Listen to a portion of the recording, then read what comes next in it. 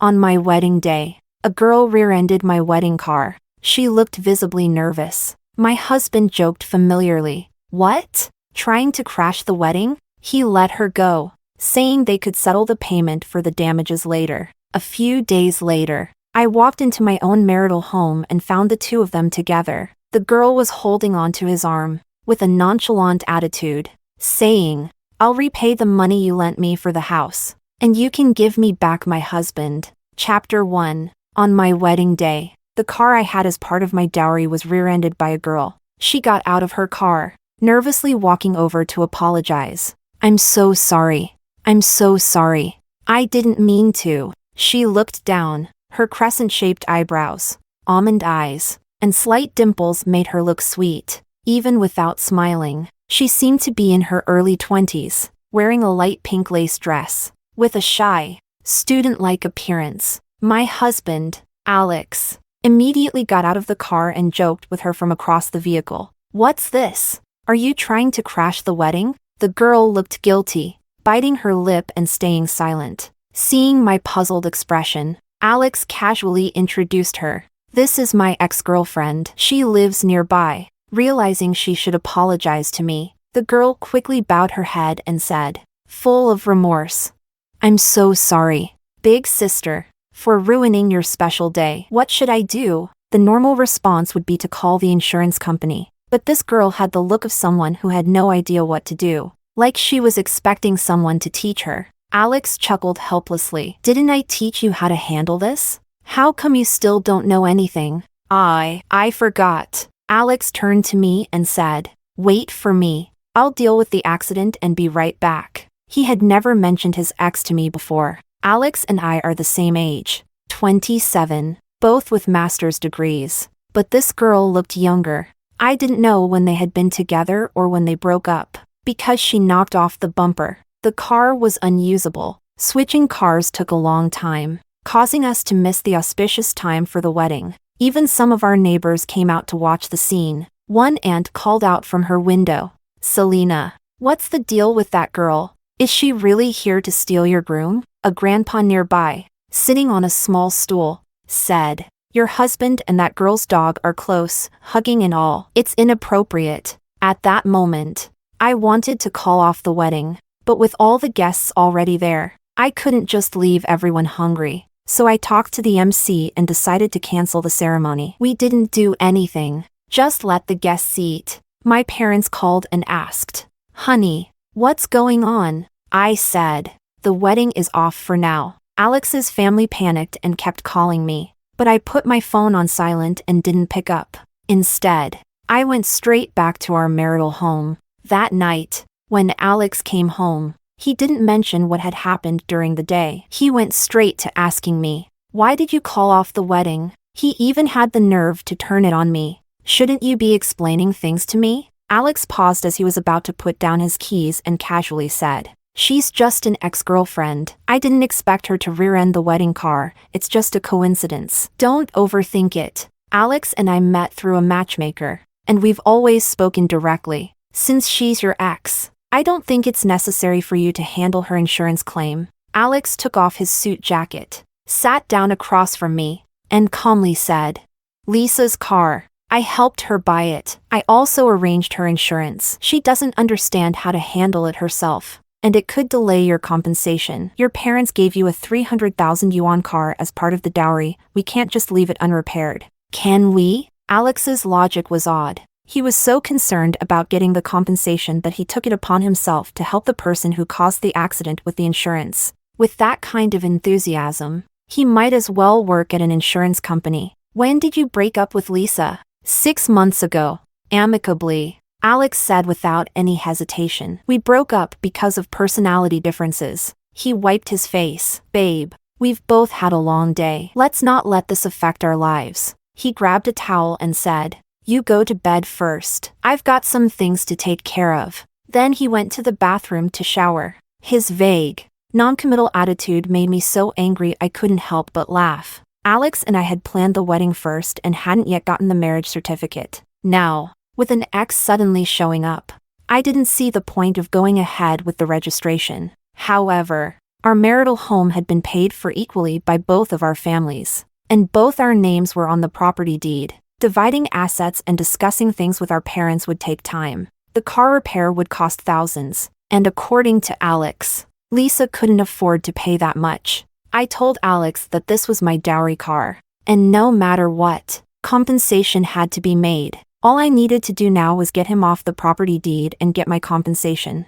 and then we could split up. Chapter 2. Over the next few days, Alex became very busy. He openly said things like, "I'm going to the insurance company with Lisa. Lisa's got a problem. I'm going to check on her." When our parents asked about the marriage certificate, I kept delaying and quietly consulted a lawyer about the division of property. But then something ridiculous happened. One day, I left some documents at home, so I took advantage of my lunch break at work to go back. As soon as I entered, I heard voices coming from the bedroom. I thought maybe my parents had come by, but when I opened the door, there was Lisa, dressed in something skimpy, lying on top of Alex. Her face flushed. "You said you didn't miss me." Huh? Alex's eyes were hazy. "I still don't." But his actions betrayed what he really wanted. They had wrinkled my wedding bed, the bed I had personally chosen. Lisa's hair was all over the sheets, and the cheap scent of her perfume lingered in the air.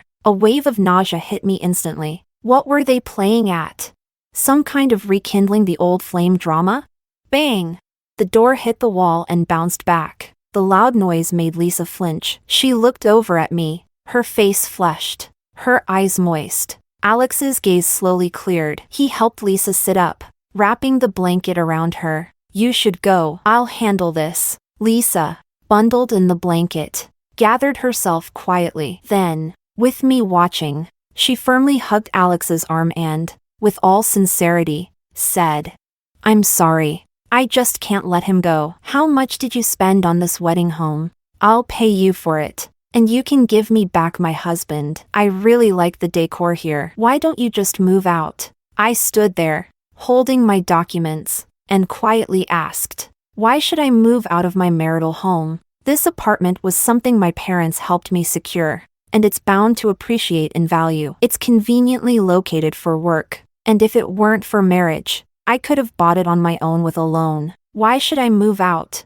Lisa looked up at Alex, unsure, hoping he would say something. Alex thought for a moment and said, "I don't think there's any need for us to get married now. I've realized that I still want to be with her. I don't care if you want to be with a pig, but this house is mine." Lisa was displeased. "He paid for part of it too. Why should it be yours?" "Because without me, he wouldn't have been able to buy a house in this neighborhood at all." I raised my phone and snapped a picture of the two of them. I was ready to post it in Alex's family group chat. Alex jumped up, dragged me out of the room, and lowered his voice. "Don't make a scene. My mom doesn't approve of the two of us being together. What good does it do for you if this blows up?" Oh, so there it was. It wasn't a personality clash. It was because his family didn't approve. But what did that have to do with me?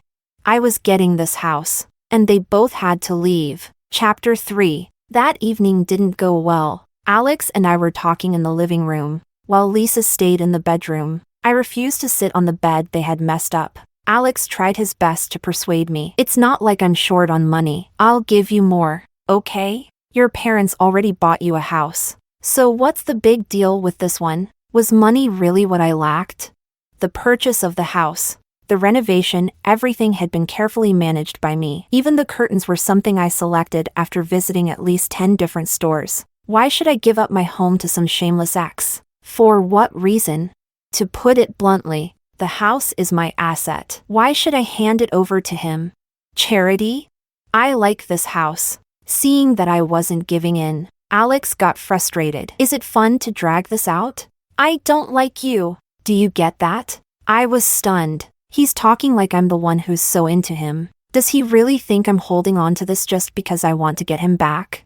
Anyway, Alex and I haven't registered our marriage, and we've never had any deep connection. Now, with him in a hurry to marry Lisa, I've become the one with all the time in the world. I smiled and said, "The property deed has both our names on it. You either take my money and get your name removed, or we can just keep dragging it out." At that moment, The bedroom door burst open. Lisa walked out nonchalantly. She grabbed Alex's hand, shook it gently, and said calmly, "Don't bother with her. I have a place. Come home with me." Oh, Lisa's so-called place was a rental. Girls her age probably think they can triumph over anything just because a man favors them. True love is priceless? What she doesn't realize is that favoritism means nothing in the face of reality. Alex stormed out with Lisa, slamming the door behind them. Later that night, I got a call from Alex's mother. "Selena, are you and Alex having problems?" "Yes, Auntie, I plan to break up with him. I'll return the money you helped with for the house, and Alex can just handle the property transfer with me. You owe me at least an explanation." "Auntie, you should ask him." Alex's mother hurriedly hung up, while I continued discussing with my parents about refunding the wedding gifts. Chapter 4. Alex sure has principles. He actually moved in with Lisa, though they didn't move far, just within the same neighborhood. Every time I went to work or came home, I'd run into them walking their dog. That dog was vicious and always barked at me. Lisa, with a mocking smile, would say, "Look at this little guy. He can tell who's good and who's bad." The next day, I filed a complaint with the property management. The management spoke to Lisa. "Please make sure to control your dog next time. If it scares other residents, we can't be held responsible." Lisa wasn't happy and publicly tagged me in the neighborhood group chat, saying, "If you're so timid, maybe you shouldn't go outside. You can't expect every dog in the world to avoid you, right?" Basically, she was calling me overly sensitive. She was clearly trying to rally the dog lovers to attack me. Sure enough, some people chimed in. "Yeah, girl, if you're scared of dogs, just stay away. Mutual respect, right?" "Exactly. We've got them on a leash. What's your problem?" Suddenly, my neighbor from across the hall chimed in to defend me. "But she doesn't leash her dog. My kid got scared last time too." Really classy behavior. The group chat went silent for a moment. Then the same people who had criticized me earlier turned on Lisa, tagging her. "You walk your dog without a leash? You're giving dog owners a bad name." Alex spoke up. "Sorry, we'll be more careful next time." But he forgot to change his nickname, so both he and I were still speaking with room number 102. The group admin was confused. "Mr. Alex, which apartment do you live in? Isn't it 102? My message was delayed, and the photo I had of Lisa walking her dog without a leash was sent out a minute later, so the video appeared right below the group admin's question. In the video, Lisa's dog was barking wildly while Lisa, trying to provoke me, pulled Alex's tie and kissed him shamelessly. The chat went completely silent. Then someone asked, I thought 102 was a couple. Didn't they just get married a few days ago? What's going on?" Alex suddenly sent me a private message. "Can you take it down?" I ignored him. When I switched back to the group chat, the group had exploded. "No way. The husband is with another woman? And this blatantly? Provoking his wife?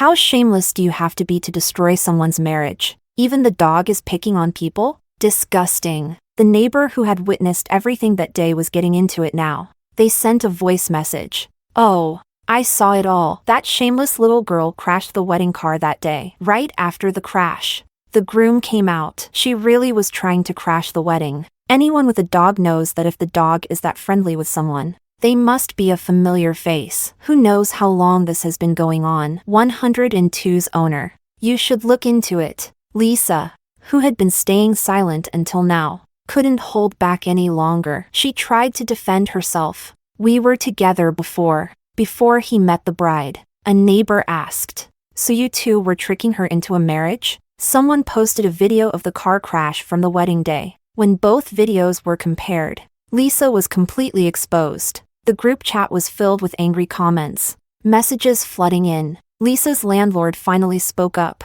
"Knowing each other before doesn't give you the right to ruin someone's marriage. Lisa, please move out by next month." Exactly. Do people really have no morals these days? Shameless. A flood of agreement followed in the chat. This neighborhood has prime real estate. There's never a shortage of renters. I know Lisa's landlord. We've had dinner together before. She messaged me privately. Back then, I thought she was just a soft, delicate young girl. so I didn't charge her much rent. I never expected her to be a shameless homewrecker. When I went back to the group chat, I saw that Lisa had been kicked out. After a while, Alex also left the group voluntarily. Chapter 5. As for the property transfer, Alex hadn't made any move. He clearly wanted to drag this out with me. But when you lose something, you also gain something. After things fell apart with Alex, my wedding leave was cancelled. This month, the company held a competition for a promotion,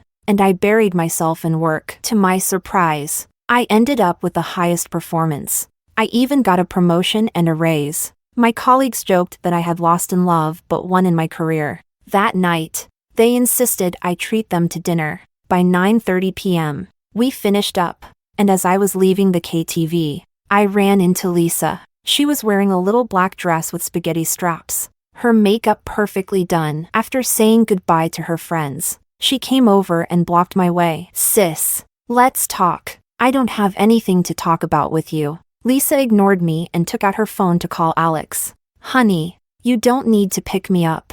I'll go home on my own." After she hung up, she had this ridiculous look on her face, like she was so proud of how much Alex adored her. Since we were heading in the same direction, I grabbed my bag and walked ahead while she trailed behind. Still talking, "Alex and I were together before. Actually, you're the real third party here." I suddenly stopped, turned around, and stared at her directly. I had no idea how much nonsense was going on in her head. Seeing my reaction, Lisa only got bolder. "Yeah, maybe crashing the wedding wasn't the most honorable thing to do, but what can I say? I'm shameless. I love Alex, and I won't give him up.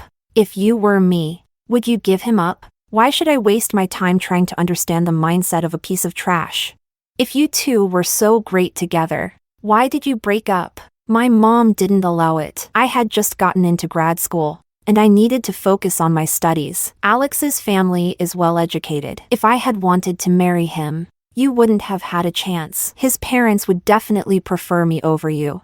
I kept staring at her without saying anything. "So now that you're together, why hasn't he married you yet?" Lisa paused, as if I had hit a sore spot. She then stretched out her ring finger, expressionless. "He already proposed to me the same night. Actually, he even promised to break off the wedding with you." I nearly burst out laughing when I saw her ring, so tiny you'd need a magnifying glass to see the diamond. Alex is just an ordinary worker, making barely over 10,000 yuan a month. After expenses, he's not well off. Unlike when we were getting married, where Alex's family paid for everything, the 5 gold items, the diamond ring, all of it, though I've returned it all now. Back then, the diamond ring was practically blinding. I chuckled. "Sister, the fact is, Alex and I are still both on the property deed. As long as he doesn't marry you, you don't have a secure home. I should thank your husband for using his money to buy me a house. Otherwise,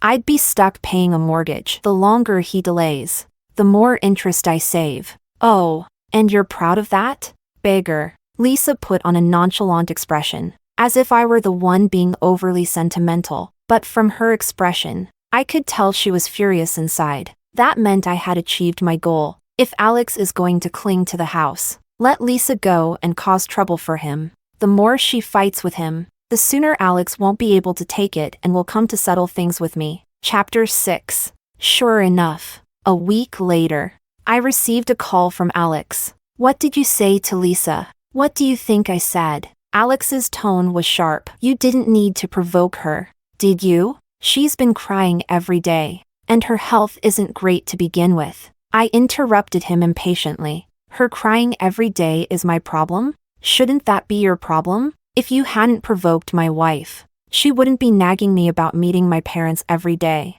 Alex's tone wasn't any better, but I caught the key information in his words. "She's pushing to meet the parents, so why hasn't she?" "It's because Alex's family doesn't accept Lisa. He's been hiding it all along, too scared to let Lisa find out." At that moment, I couldn't decide if Lisa was more laughable or pitiful. Alex hadn't managed to convince his parents, so he couldn't marry Lisa anytime soon. My plan to rely on Lisa to get the house back wasn't going to work after all. Left with no other choice, I had to talk to Alex's mother. Over the next 2 weeks, I borrowed some money from friends and relatives and reached out to Alex's mom. Auntie, last time I didn't bring this up because I was concerned about your health. Alex has gotten back together with his ex, and the house was something my parents pulled strings to secure, so I can't just leave it to him. Could you please talk to Alex and ask him to handle the transfer with me? Alex's mother hesitated for a moment before sighing. We liked you. As for any other daughter-in-law, we don't accept them. Honestly, that was just talk. No parent ever sides against their own child. Everyone knows the house is a good asset, and they all want it. She apologized repeatedly over the phone. How about this? I'll come with you to see Alex. We'll all sit down together, including that girl, and have an open and honest conversation. Before heading out, I gathered all the necessary documents. If the conversation went well, I hoped we could finalize everything within the day and cut ties with Alex completely. Alex's mom had a key to Alex and Lisa's place. It must have been given to her by Alex. This, in its own way, was a form of favoritism. No matter how much she might dislike Lisa, if her son chose her, she'd have to help. She led me inside and sat down on the sofa, preparing to call Alex. Suddenly, the door opened from the outside. Laughter filled the room first. I think it's going to be a boy, just like you. Then Lisa walked in, holding an ultrasound printout in her hand. She was on the phone with Alex, her smile still on her face, until she saw the two of us sitting on the sofa, waiting for her. For a moment, you could hear a pin drop. She slowly set her things down, paused for a few seconds, then very calmly said, "Honey, your mom and your ex-wife are here." Yes, she called me the ex-wife. She even smirked, throwing me a look of disdain when she thought I wasn't paying attention. I remained seated, unmoving, and said nothing. Previously, Alex's mom hadn't liked Lisa, but now that she was pregnant, the situation had changed. This moment was definitely one to reflect on. I knew Alex's mom loved children. She had already hinted to me several times before, saying she wanted to be a grandmother. Well, now someone was giving her what she wanted. Sure enough, Alex's mom's expression had already changed. Her previously furrowed brows were now slowly relaxing. Once Lisa hung up the phone, Alex's mom asked, "You're pregnant?" Lisa nodded and handed over the ultrasound. "Yes, it's Alex's." She glanced at me calmly, with a look of triumph. Lisa may not be very smart, but she's got one thing down: she never takes the lead herself. She always lets Alex handle the negotiations. Chapter 7. When Alex came home, he was out of breath and sweating. "Mom, Lisa and I are going to register our marriage. We're not having a wedding." Alex's mom snapped. "What? How many weddings do you plan on having? Do you want to embarrass us even more?" Alex shot me a quick glance and said, "Lisa and I don't have a place to live yet." The implication was clear: he wanted to guilt-trip me into giving up the marital home. Alex's mom looked a bit troubled. She started to speak, but I interrupted her before she could finish her first word. "No problem. Since she's pregnant, they can live there." All three of them were stunned. They didn't expect me to agree so easily. Lisa, snuggled up against Alex, looked smug. "Exactly. The marital home should go to people who are actually getting married. Why should you keep living there if you're not getting married? You should just take the money and leave." Alex was getting a prime location house for free, and even though Alex's mom apologized, the smile on her face was impossible to hide.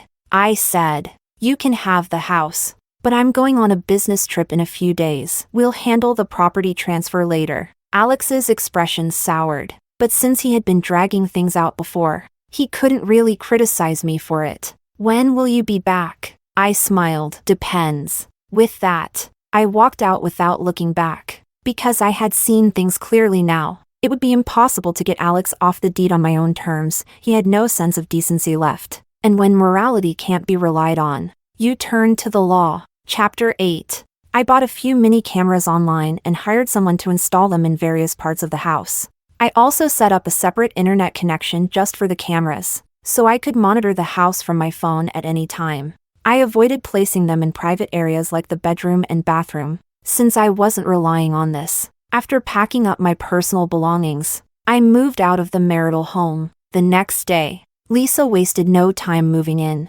From time to time, I logged into the cameras and saw the two of them being all lovey-dovey around the house. On several occasions, Lisa would ask, "Who's prettier, me or your ex-wife?" "Of course, you're prettier. That wicked woman used to bully me all the time. She's finally gone for good.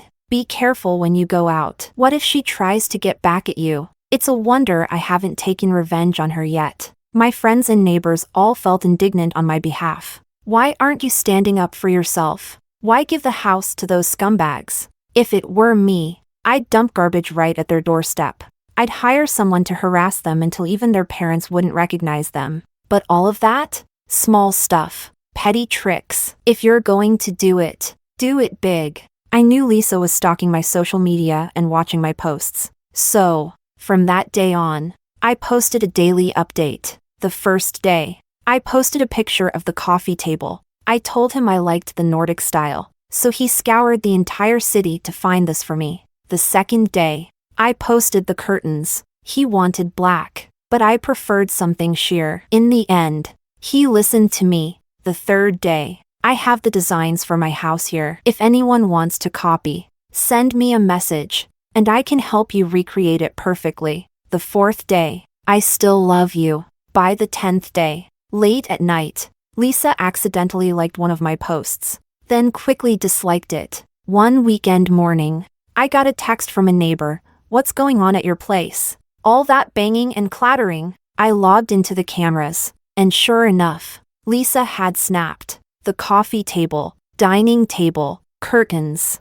and sofa all smashed to pieces by the workers she hired and then hauled away. In less than a day, the house was left completely empty. Lisa, in high spirits, sat among the ruins and called Alex. "Honey, I threw out all that woman's stuff. Come home early today, and let's pick out some new furniture." At the same time, Lisa updated her social media with a picture of the wrecked living room. The caption read, "Out with the old, in with the new." I smiled. 2 minutes later, I called the police. "Hello, officer. I'd like to report a crime." "What for?" "Willful destruction of property." Chapter 9. When Lisa was taken to the police station, she was still in shock. She was wearing the same outfit she had posted in her social media update that morning. Her makeup was done, ready for Alex to come home so they could go to the furniture store together. "Willful destruction of property?" she asked, clutching her purse with an innocent look. "I don't understand." "I didn't. I just redecorated my own furniture. When Alex told me he was out of money, I had contributed an additional 200,000 yuan to renovate the house. And now, it was all coming in handy, right there in front of the officer. I laid out every piece of evidence on the table. The original purchase list, the itemized cost breakdown, payment receipts, and account details for all the furniture. The video footage of Lisa and the mover smashing and hauling away the furniture. And finally, the property deed. Owners, me and Alex. Ownership status, jointly owned. The evidence was undeniable. That red property deed was now silently mocking Lisa's ignorance. The officer frowned and asked Lisa, "Why did you destroy someone else's furniture?" Lisa tried to argue. She said the house was mine. I moved in, so I'm the owner of the house. And I didn't like the decor. Can't I change it? I remained expressionless. "Do you have any proof? Did I sign a gift agreement or transfer the property to you?" The officer looked at Lisa again. "Yeah. Do you have any evidence? Don't cry. You need to provide evidence." Lisa couldn't say anything. She just kept repeating that the house was hers. The officer had had enough. "If you can't explain yourself, call your family. This isn't the place for you to cry." Lisa called Alex. Half an hour later, Alex arrived, looking furious. The moment he walked in, he started yelling at me. "Are you crazy, Selena? We had an agreement. Why are you making trouble now?" The officer shouted. "Watch your mouth." I blinked, feeling the weight of all my pent-up frustration finally lift as I got my long-awaited release. "Officer, this is my marital home. On the day of our wedding, he got together with her and even kicked me out of the house so they could live in it. Now they've damaged the furniture I paid to renovate. What should be done about it?" The officer glanced at the list and said, Anyone guilty of willful destruction of property can be sentenced to up to 3 years in prison, detention, or a fine. If the value is significant or if there are other serious circumstances, the sentence can be 3 to 7 years. If the damage is under 3,000 yuan, the case can be settled with compensation through mediation. However, for damage that leads to a loss of over 100,000 yuan, the punishment could include not only compensation and settlements but also a sentence ranging from 3 to 7 years or even longer. This looks like a lot of money. I had only listed a few big-ticket items and hadn't tallied everything yet. If I included the full cost of the renovation and some of the art pieces, it could easily amount to over 100,000 yuan, which meant I could actually get Lisa sent to prison. Chapter 10. Lisa's face turned pale. Her whole body started shaking. Suddenly, Alex pointed at me. Can secret recordings even count as evidence? What about her invasion of privacy? I pulled up our chat logs from when Alex and I were renovating the marital home. One of the messages read, "Honey, the furniture in the house is really valuable. I want to install security cameras." Alex replied, "Okay." He had been so disinterested in the renovation that he probably didn't even remember this. Feigning regret, I looked at Alex with a mocking glint in my eye. "Honey, we installed the cameras in our house a long time ago, and you knew about it." Suddenly, I remembered a video I had saved casually, one I had filed away because the latter half was too cringeworthy to watch. I pulled it up now. It showed the living room. The content wasn't suitable for viewing, but the audio played clearly through the phone. "Baby, let's move to another room. What if there's a camera?" "Don't worry," Lisa said with a laugh, even raising her voice. "I want her to see what we're doing in her house. Have you seen how she's about to lose it from her social media posts? I'm so bad." Huh? Not cute at all. Everyone in the room, except for the couple involved, was utterly disgusted. The officer put down the phone, his expression serious. "There's nothing wrong with someone installing cameras in their own home. I can't regulate moral behavior, but I can address the destruction of property. This kind of bullying is unacceptable." Alex panicked and softened his tone. "Officer, she's pregnant. Could you give her a break?" I laughed. Funny. She didn't seem to have any issues with her health when she was smashing up the furniture. The officer stood up. "Once the case is filed, it won't be withdrawn. If you all come to an agreement, you can go to the mediation room." Lisa finally seemed to realize the gravity of the situation. Her face turned pale as she coldly glared at me. "I'll pay for the damages." The officer gave a cold laugh. "It's not just about compensation. If the amount is large enough, you'll still face jail time. You're young. Where did you get such a bad temper? Going toe-to-toe with someone's wife?" Lisa stopped speaking and clung to Alex's sleeve, shrinking behind him. I opted for mediation instead of sending Lisa straight to jail because putting her behind bars wasn't my goal. I wouldn't gain anything from it. What I cared about was something tangible, something I could hold on to, the property deed and my reputation. Chapter 11. As soon as we stepped out of the police station, Lisa rushed at me, grabbing my hair. "Do you want to die?" I quickly reacted and slapped her hard across the face, leaving her cheek red. "If you don't want to go to jail, keep your filthy mouth shut. From today, you're out of my house. If I find out you come back, I'll call the police and have you arrested." Lisa clung to Alex, crying, "I'm not leaving. I'm not leaving." Alex tried to soothe her while taking a deep breath. "Okay, how about this? We'll compensate for the damaged furniture, and I'll give you the house. We'll do the transfer tomorrow." That was the previous deal. Things are different now. I enjoyed watching the two of them squirm and, with a slow smile, said, "Give me the house, and you both also have to apologize to me publicly." I think the apology letter should be posted on the community bulletin board for everyone to see. "Don't push it," Alex snapped. I turned and started walking back toward the police station. Alex quickly called after me. "Okay, fine. We'll do it your way." Lisa screeched like a madwoman. "No way. I will never apologize." Alex softly coaxed her. "You're pregnant. Don't stoop to her level. I'll write the apology letter for you. She needs to write it herself. I'll be taking it for handwriting analysis." I reminded him calmly. "Over my dead body. I'll never apologize." Lisa shrieked. "Fine, then off to jail you go. I used to beg them. Now, It was their turn to beg me. Alex managed to talk me out of going back to the police station. Because of this, Alex was forced to agree to meet me first thing the next morning to transfer the house. Every second I waited was an act of mercy toward him and Lisa. I had the money ready, and with Alex's consent, the transfer process went by quickly. I removed Alex's name from the property deed, although I now had a mortgage. With my current income, I could pay it off within 5 years. The pressure wasn't particularly high. That day, as I left the government office, Alex stopped me. Drop the charges. Ignoring his commanding tone, I replied, as long as you both apologize publicly, everything will be fine. After all, my goal was to get the house. What happened to them was none of my concern.